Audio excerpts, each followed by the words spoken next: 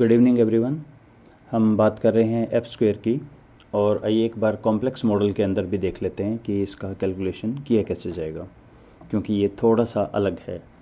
तो यहाँ पे मेरे पास बिहेवियरल इंटेंशन पे 3 हैं, सेटिस्फैक्शन, लॉयल्टी और क्वालिटी।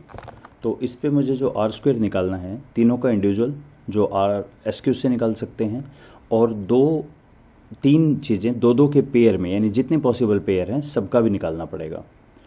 तो इसके लिए मैंने डाटा के अंदर डाटा एनालिसिस टूल पैक यहाँ पे एम्प्लॉय कर लिया है। इसको हम ऐसे करते हैं कि अगर आपके पास 2010, 13, 16 वर्जन एक्सेल का, तो फाइल, ऑप्शंस के अंदर हमें जाना है ऐड इन में, और गो, यहाँ पे एनालिसिस टूल पैक पहला है। अगर आपके पास है 2007 वर्जन, तो इसकी जगह ऊपर एक सर्कल सा आता है, ऑफिस बटन बोलते हैं। उस ऑफिस बटन में एग्जिट से पहले आता है एक्सेल ऑप्शन, आगे सेम है, उसके अंदर ऐड इन के अंदर गो, और गो में डाटा एनालिसिस टूल पैक। तो ये डाटा के अंदर राइट हैंड साइड पे एक्सट्रीम आ जाता है। तो रिग्रेशन और पीछे का ये याद रखता है, इसको हम हटा देंगे। तो अब मुझे क्या करना है, मुझे सारे पॉसिबल पेयर भी चाहिए, क्योंकि जब मैं ये फार्मूला लगाऊंगा इंक्लूडेड माइनस एक्सक्लूडेड, उसको छोड़ के बाकी सारे पॉसिबल। तो इसीलिए अगर आपके पास बहुत ही कॉम्प्लेक्स मॉडल है, आपको देखना पड़ेगा कि एक्चुअली इनकमिंग एरो कितने हैं। तो जैसे इसमें 3 हैं, तो इसको सेटिस्फेक्शन का अगर मेजर करना है, इसको छोड़ के बाकी दोनों का कंबाइंड कितना है वो चाहिएगा, और तीनों का कंबाइंड कितना है वो चाहिएगा।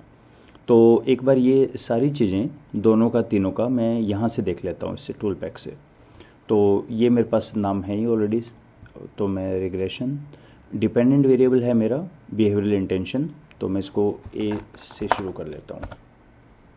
और इंडिपेंडेंट वेरिएबल दो के पेयर में हमें लेना है। पहले में ले लेते हैं क्वालिटी को और लॉयल्टी को। अब एक्सेल में एक छोटा सा इशू ये है, और हाँ, लेबल है फर्स्ट में और कुछ नहीं है, ओके। तो ये आर स्क्वायर आ गया 371। तो 371 का ये है हमारा व्हेन टेकन टुगेदर, क्वालिटी और लॉयल्टी दोनों को लिया था, तो क्वालिटी और लॉयल्टी का 371 है। एक्सेल में एक इशू ये है, आप ऐसे नहीं दे सकते कि ये वाला और ये वाला, इसलिए मैंने लॉयल्टी को यहाँ भी कॉपी कर लिया ताकि इन दोनों को इकट्ठा दे सकें। सेटिस्फैक्शन, लॉयल्टी, इन दोनों को लेना है।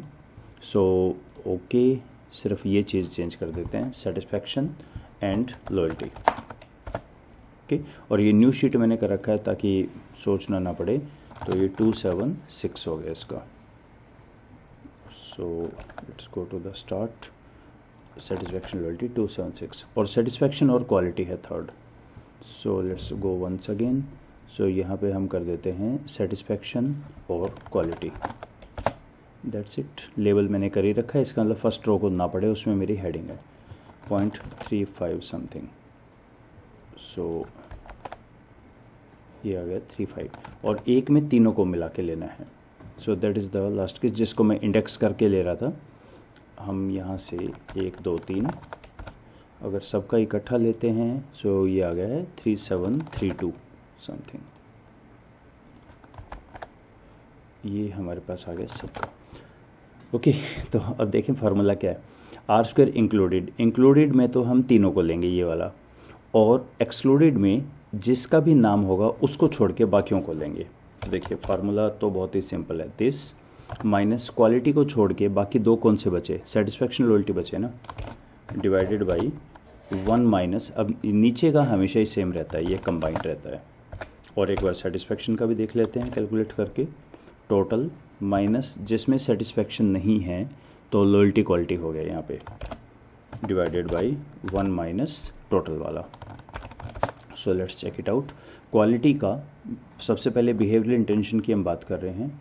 बिहेवियरल इंटेंशन पे क्वालिटी का है 0.1547, और सेटिस्फैक्शन का बहुत ही छोटा है 00028। सो अगर आपके पास बहुत ही कॉम्प्लेक्स मॉडल हैं, you need not to worry. आपको 2 चीज़ें चाहिए मैनुअल कैलकुलेशन के लिए। एक तो जितने भी कंस्ट्रक्ट है उनके स्कोर चाहिए, तो स्मार्ट PLS2 आपसे बिना ही कहे दे ही देता है आपको यहाँ पे। एक तो होता है लेटेंट स्कोर, एक है मैनिफेस्ट यूज्ड, ये नहीं चाहिए हमें, ये तो ओरिजिनल का बीटा है, जेड स्कोर निकाल रखा है, बीटा नहीं जेड स्कोर है। और दूसरा ये भी जेड स्कोर है जो कंस्ट्रक्ट के जो सारे कैलकुलेशंस में यूज़ किए गए हैं। इन चीज़ों को मुझे चाहिए यहाँ पे। मैनुअल जितने भी आपके बनते हैं सारे निकालें, हाँ, मल्टीपल अगर ज़्यादा कॉम्प्लेक्स है केस तब आपको थोड़े देखने पड़ेंगे कितने पेयर बनते हैं या ट्रिपलेट बनते हैं या क्वाड्रेट बनते हैं। तो फार्मूला यही है, इंक्लूडेड माइनस एक्सक्लूडेड। अगर मुझे यहाँ पे अब थर्ड जैसे निकालना है लॉयल्टी का, तो मुझे सिर्फ इतना सा करना पड़ेगा, इज इक्वल टू टोटल, ये तो कंबाइंड तीनों का ही है, minus except loyalty. Except loyalty ये 2 का हो गया, ये आपको अपने मॉडल के अंदर देखना पड़ेगा। सो 1 माइनस डिनोमिनेटर हमेशा सेम रहता है, so it comes 0.0365, 0.036494। Okay, that's okay. So ये आप मैनुअल कैलकुलेशन कर सकते हैं कॉम्प्लेक्स की। So now this concludes the topic manual calculation of F square. Let's stop here, thank you.